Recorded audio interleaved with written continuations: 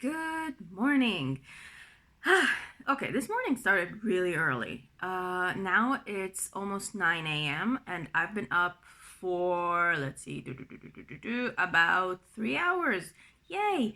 Why am I up for 3 hours? Well, first of all, because of the baby. The baby wakes up a bit before 6 a.m., which is lovely. But usually my husband takes him and I go back to sleep because mornings are not my best time of the day. And if I wake up too early and not really great, it can ruin my entire day, including migraines, fatigue, everything. Like I'm exhausted and things are fun.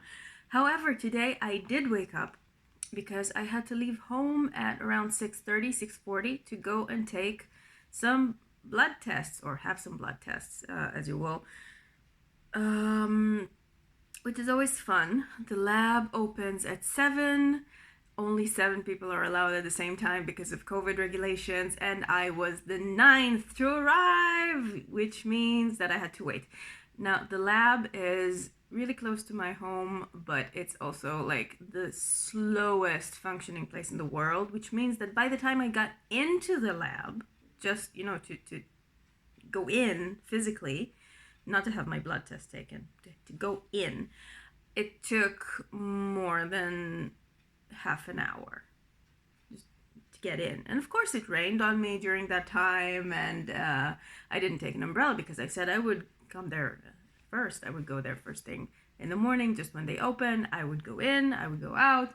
No, it doesn't work like that. 7 people at the same time.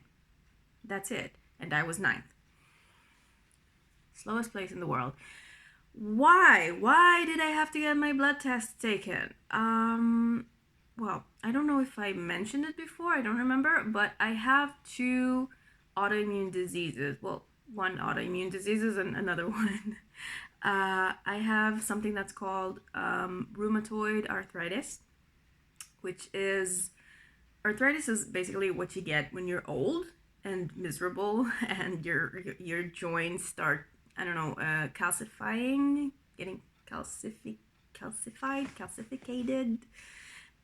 It's hard to move everything that requires bending, from fingers to wrists to shoulders, elbows, knees, hips, whatever.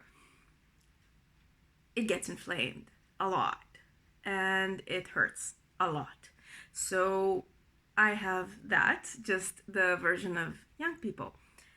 Why is it caused? Sorry.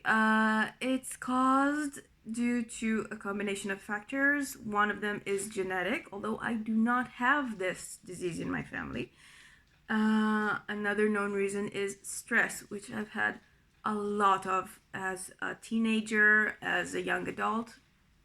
And this may have sparked the hidden tendency that I had. So now that my life it's not stress-free, but I'm definitely reducing stress, except for this crazy relocation and COVID stuff. And maybe I'm not reducing stress, but I try with mindfulness and everything. So I don't get much worse usually, but I do have my flares, or whatever it is, attacks and pain, a lot of pain, especially in the winter. And this is one of the problems I have with living in France, which is why we're moving to the other side of the world, where it's also a warmer country, a very tropical and nice climated country, which might help me in terms of weather and lack of winter pains, because there will be no winter. I'm kind of counting on that. Also, I have another disease that I mentioned.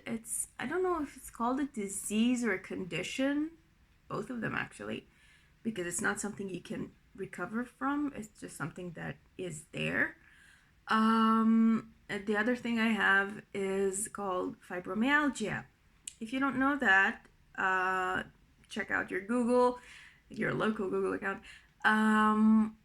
Basically, it's a condition where you have pains and nobody knows where it's coming from. It's different for everybody. Everybody feels it. Like, in different degrees, different varieties. Some people have like debilitating pains, other people have enormous exhaustion and fatigue attacks. Some people lose, they can't sleep, the hours change, and it's really, I don't know. It's like, it's called a junk diagnosis or something, because it's just something that they say that you have if they can't diagnose you with anything else. Which means it's really the hardest thing to diagnose, because many times people just think you're either lying or exaggerating or imagining things, especially if you're a woman, because this is a well-known fact. Women are treated less well by doctors, including by female doctors, by the way. Yeah. So it took the doctors like a decade to diagnose that I have this, but I had suspicions, so I kind of started lowering down my activity levels bit by bit by bit. And then the rheumatoid arthritis came after I had my first child. So this means that I just have these major pain and fatigue attacks that can go from half an hour to weeks on end. I don't have it now. Well, sort of. I'm always in sort of pain, but you know, you can get used to it at some point. It's not something that's fun to live with, but it's something you have to live with, so you do. And you take medications for the rheumatoid arthritis, and you can take sometimes CBD and stuff like that for the fibromyalgia. Some people smoke weed. I cannot do that because I don't like it. And because where we're moving anyway, it will be illegal to do that. So I'm trying not to get started.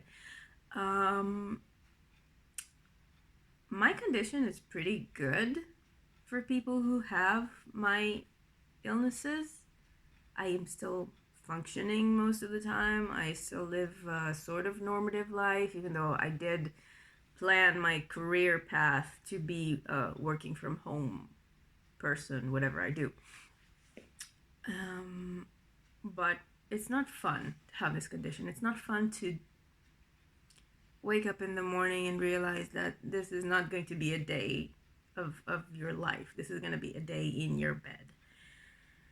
It's not fun to somewhere around 3-4 in the afternoon realize that all you can do right now is sit somewhere and stare at stuff because something is not working. Energy levels are just dropping and oozing out of you. There's nothing left. You're just sitting like this.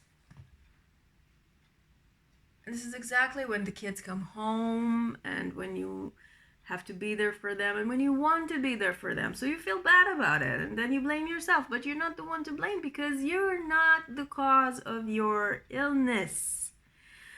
Which is something I try to remind myself every day. It's really hard.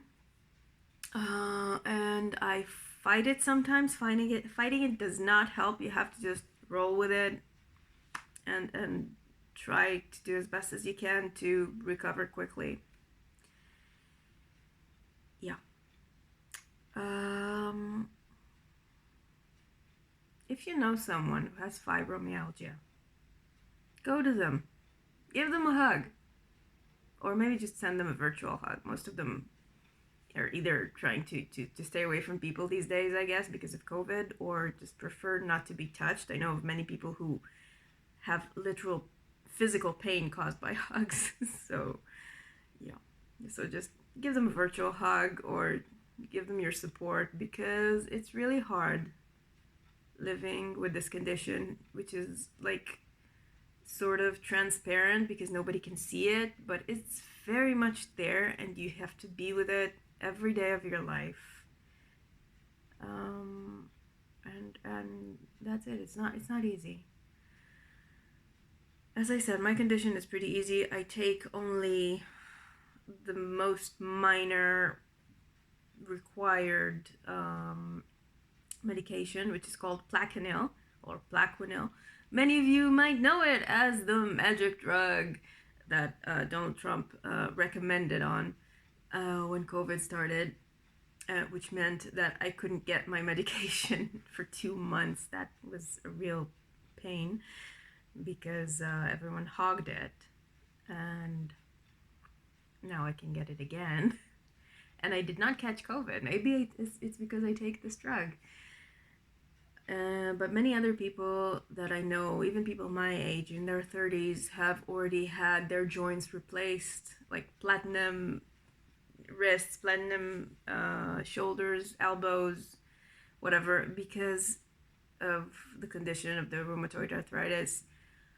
And many people I know have fibromyalgia and do not function at all. They have to be smoking all the time, like all the time. You keep seeing them, and they need it because they cannot function without it. It's not a psychological thing. It's totally physical. I am grateful to be where I am in my condition, and I would not trade it for anything else because I'm happy with my life. But it's something that people should be aware of because autoimmune conditions, they suck. They suck and they're real. And we should be more compassionate to people who have them. And that's my message for the day. Have a good day, everyone.